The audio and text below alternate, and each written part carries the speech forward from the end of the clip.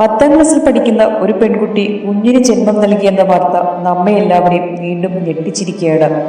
കുട്ടികളായിരിക്കേണ്ട സമയത്ത് കുട്ടിത്വം നഷ്ടപ്പെടുന്ന ദുരവസ്ഥ, വളർച്ചയുടെ വഴിയിൽ ആദ്യകാലത്തിൽ തന്നെ ജീവിതം നിറയെ ചോദ്യങ്ങളുമായി മാറുന്നതിന്റെ കാരണം എന്താണ്?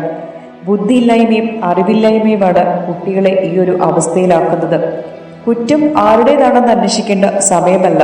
കുട്ടികളുമായി തുറന്ന് സ്നേഹപൂർണമായി സംസാരിക്കാൻ മാതാപിതാക്കളും അധ്യാപകരും തയ്യാറാവണം. ലൈംഗിക വിദ്യാഭ്യാസം അത്രയും ഗൗരവത്തോടെ സ്കൂളുകളിൽ ഉൾപ്പെടുത്തണം. കാലഘട്ടം മാറുകയാണ്. ബോധവൽക്കരണമാണ് ഇന്ന് കുട്ടികളെ സംരക്ഷിക്കാനുള്ള ഏറ്റവും വലിയ ആയുധം. മാതാപിതാക്കളോട് നിങ്ങളുടെ മക്കളെ അറിയാൻ അവരോടൊപ്പം കുറച്ചു സമയം ചിലവഴിക്കൂ. അവരുടെ മൗനങ്ങളെ മനസ്സിലാക്കാൻ ശ്രമിക്കുക. ഇനി അധ്യാപകരോട്, ഒരു വിദ്യാർത്ഥിക്ക് പഠനത്തിന് പുറമെ മാനസിക ആരോഗ്യത്തിനും മാനുഷിക സ്നേഹത്തിനും അവകാശമുണ്ടെന്ന് തിരിച്ചറിയൂ. അവർക്ക് ബോധവൽക്കരണം നൽകൂ. ലൈംഗിക ബോധവൽക്കരണം ഒരു കുറ്റമല്ല. അവരെയും അവരുടെ ഭാവിയും സംരക്ഷിക്കുന്നത് ഒരു ഉത്തരവാദിത്തമാണ്. സ്കൂളുകളിൽ ബോധവൽക്കരണ ക്ലാസ് നിർബന്ധമാക്കണം. തെറ്റുകൾ സംഭവിച്ച ശേഷം കണ്ണുനീർ പൊഴിക്കുന്നത് കൊണ്ട് എന്ത് കാര്യം?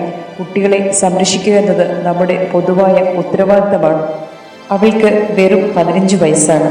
അമ്മയോടും അച്ഛനോടും ചേർന്ന് ജീവിതം പഠിക്കാനായി ശ്രമിക്കുന്ന ഒരു സാധാരണ പെൺകുട്ടി. പക്ഷേ സ്കൂളിൽ നിന്നോ വീട്ടിൽ നിന്നോ ഒരു ബോധവൽക്കരണവും അവൾക്ക് കിട്ടിയിരുന്നില്ല. ആ കുട്ടിക്ക് ഒരുപക്ഷെ അങ്ങനെ സംഭവിച്ചത് അവളുടെ പാരിസ്ഥിതിക സമ്മർദ്ദങ്ങളാലോ അല്ലെങ്കിൽ മറ്റു ചില നിർബന്ധങ്ങളാലോ ആയിരിക്കും. അവളെ ആരും പഠിപ്പിച്ചില്ല ശരീരത്തെക്കുറിച്ചോ സുരക്ഷയെക്കുറിച്ചോ. പ്രണയം, വിശ്വാസം, മോഹം ഒന്നും അറിയാതെ ഒരു വലിയ ഉത്തരവാദിത്തത്തിന് മുമ്പിൽ അവൾ ഒറ്റയ്ക്കായി നിന്നു. നമുക്ക് ഇതൊക്കെ കേട്ട് ഞെട്ടാൻ മാത്രമേ സമയമുള്ളൂ. പക്ഷേ ചിന്തിക്കാൻ കഴിയുന്നുണ്ടോ ഇതിന് യഥാർത്ഥ ഉത്തരവാദികൾ ആരാണെന്ന്? സ്കൂളോ, വീടോ, അതോ സമൂഹമോ?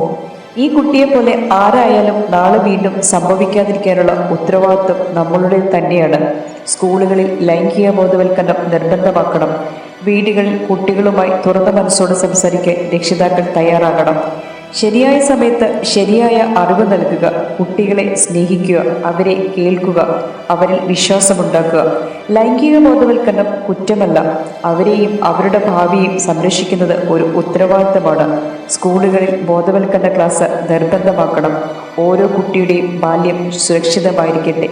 നന്ദി, നമസ്കാരം.